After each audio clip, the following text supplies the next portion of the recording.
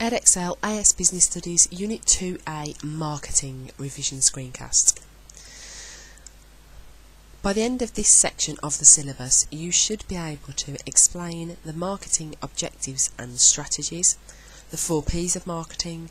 You should be able to discuss the product lifecycle and the Boston Matrix, branding, trademarks and protection, price elasticity of demand, and how social trends are affecting marketing.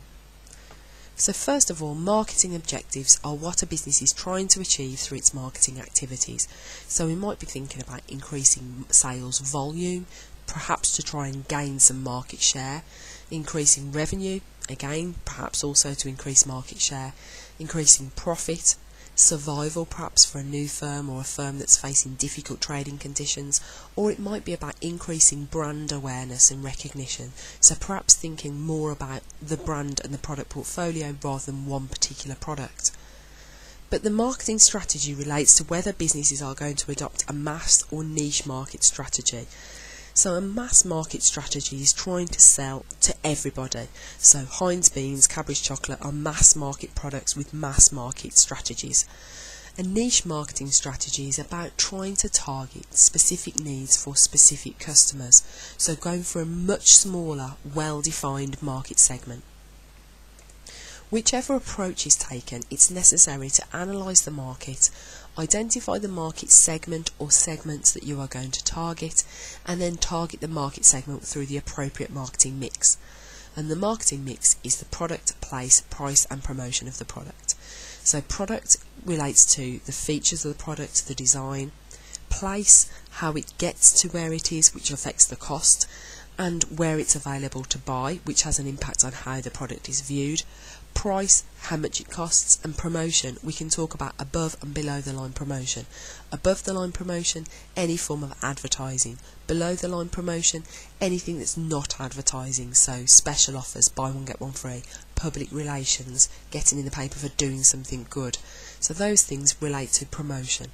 So we need to have the balance right so we give customers what they're looking for. Now, as we've said already in the operations management screencast, the product life cycle shows how the sales of a product change over time.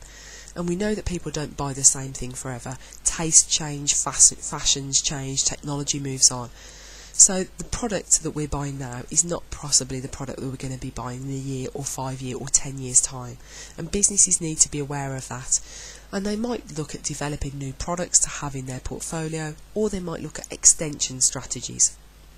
Extension strategies would prolong the life of the product, so we'd be looking at an extension of the product life cycle, so perhaps taking the maturity phase over a longer period of time. And we might do that through selling in different countries, rebranding or relaunching the product, lowering the price, bringing out associated products, or making improvements to the product.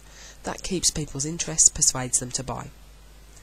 Now, the product life cycle is a model there's no guarantee that it's that we can't predict how high sales are going to get or how long a time they're going to be on the market for. It's just showing you the trends of what happens to products over time. Second model related to analysing the product is the Boston Matrix, and this was drawn up by the Boston Consulting Group, and it's about trying to help businesses manage their product portfolio and identify which products they should be investing in and why. So it's really important that you try to remember the labels for all of the Boston Matrix. So we're thinking about market share, market growth, high, low, stars, question marks, cash cows, dogs. The whole lot will be useful for you to remember.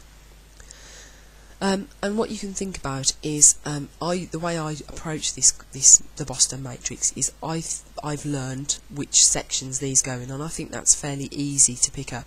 Question marks, stars, cash cows, dogs. So if you think moving left, down and then right, that might be an easy way to remember the middle bit.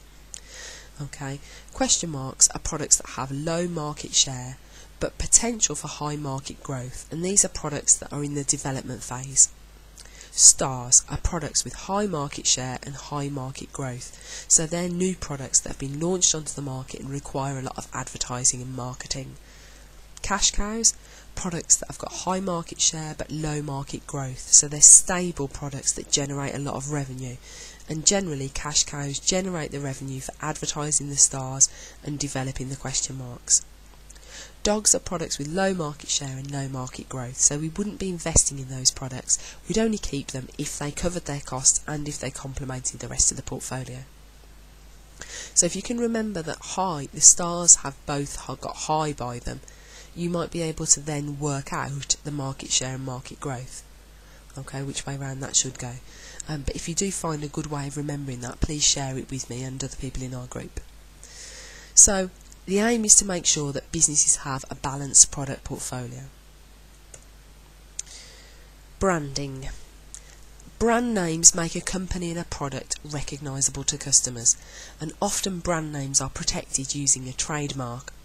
Once customers have identified the desirable features of a product, a reputation will build up and customers will get a sense of the reliability of the product in terms of the quality. So if we start thinking about branded products like a Superdry jumper versus an Asda George jumper, or a Volkswagen Golf versus a Kia, you straight away get an idea of the brand, so how desirable the brand is, what image it's associated with, the quality, the price point. So you get a view of a brand through the advertising that they do, and the branding gives us something to hold on to. And the brand name then becomes a source of added value. So a brand name then gives people a reason why they will pay more over the odds for a particular branded product, because they want to be associated with the things that brand stands for. And brand loyalty is about customers tending to buy or make repeat purchases of their favourite brands, even if that brand is more expensive. So really the ideal is for a company to get a brand name that's recognisable, that we then see as added value and then become loyal to it, because that's the best way for them to generate the revenue and profit that they desire. So as we said before, brand names can be protected using trademarks, and businesses can use patents and copyrights as well to protect their intellectual property. And intellectual property is an idea that has commercial value. So patents protect the functionality of a product, copyright protects authors, composers, artists, and trademarks protect logos and slogans. Once an idea has been protected, an individual or a business has a monopoly on using the idea until the legal protection expires. So that allows the business to recover some of the costs of research and development. So if you think about, perhaps think about the pharmaceutical industry, you can get now a packet of ibuprofen or paracetamols for 20-30p. So very, very low cost, and that's or very, very low price, and that's because there aren't the costs associated with developing those products to recover. Those products are out of patent, so whoever came up with the idea to develop the formulas for those drugs, the patent is expired now. Anyone can make them using the same formula, and so it makes it very cheap for them to produce. There's lots of competition, which drives the price down. If you're thinking about drugs that have been, that are new to the market, that have just been developed, they'll be protected by a patent, so only the developing company will be able to make those pills. Therefore, they can charge a premium. So, if there is any breach of any of this legal property protection or intellectual property protection, then we have to enforce those legal rights through the courts, which can be very expensive. So if you have managed to build up a brand identity and brand loyalty, you might find that customers are less responsive to your price and might buy your products even if they are more expensive. So we're moving now into the concept of price elasticity of demand. And elasticity measures the responsiveness of demand to changes in price. And it's calculated by looking at these calculations here. The percentage change in quantity demanded divided by the percentage change in price. Now, these calculations here are how you calculate percentage change. But usually in the exam they will provide you with this. So this part of the calculation is the most important thing for you to remember. Percentage change in quantity demanded divided by percentage change in price. So if we get an answer that is greater than 1, now we're not interested in the sign on these questions, so we're not interested in negative or positive numbers, we're interested in greater than or less than 1. Okay, so if it's greater than 1, this means that demand is very responsive to changes in price, so customers are very price sensitive, and if you put the price up, lots of them will stop buying. If you've got inelastic price elasticity of demand, that means you've got a result to this calculation that's less than 1, and that means demand is unresponsive to changes in price, so customers are not very price sensitive. So the products that are in this category tend to be things like petrol. And the factors that influence elasticity of demand are necessity, availability of substitutes, so with petrol there are few substitutes, we have to buy it. Addiction, with cigarettes we're addicted, there's no choice, there's no substitutes, we buy them. What people who smoke do. Time is a factor, so over time people can become more responsive to price. But in the short term, sometimes there are no alternatives. So, for example, I have to pay the petrol price to get to work, but in the long term I could move closer to my school, so I wouldn't then have to drive to work. So time is an issue. And the last thing that's an issue is how much of a percentage of our income we spend on that product. If it's a very small percentage, then people don't really take very much notice. So if chewing gum increases, for example, you don't really take very much notice, and perhaps don't even look at the price of chewing gum because you know it's a cheap product. But if we're talking about things like cars or holidays where you're spending a lot more money, we're likely to be much more price sensitive. So businesses don't tend to calculate price elasticity of demand, but they will know which products customers can stand a price rise on and which products they can't change the price of. So they will know this from their experience.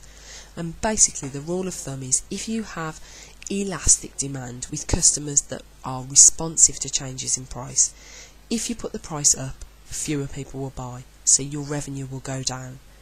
If you put the price down, lots more people will buy, so the revenue will go up. But we look at the opposite relationship when we've got an inelastic demand, because if demand is inelastic, if you put up your prices, most people will continue to pay the higher prices, so you will get more revenue. If you put your price down, the same number of people will buy, but you will get less revenue per product, so your revenue will go down. So I know this is quite a difficult concept for a lot of people. Don't stress about it. The key things to remember are about what happens to revenue depending on how responsive customers are to changes in price.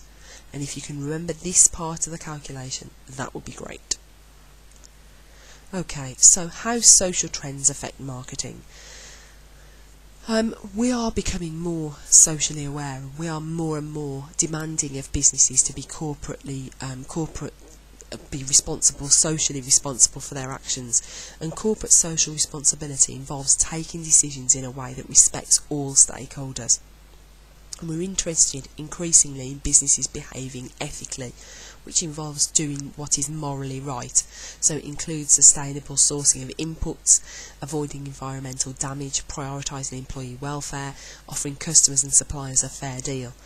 And the key issues with social trends that are kind of topical at the moment are things like supporting the local community. So are large supermarkets destroying small local businesses and causing the end of town centres? Or are they a benefit and providing a focal point for the local community? Food miles. How far does our food travel before we get to buy it? What impact does that have on the environment, the CO2 from the transmission, the transport, the emissions from using the fuel? Internet sales might give us more choice, create jobs in transport, but does it destroy jobs in local branches? Think perhaps for banking on that issue. And supplier relationships, this is mostly related to supermarkets.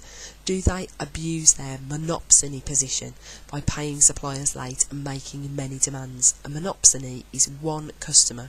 So monopoly, one supplier, monopsony, one customer. So are supermarkets abusing their position as being the sole customer for many of their suppliers? So those are the issues that you need to be aware of for your marketing aspect of your syllabus. So good luck with your revision and your exam.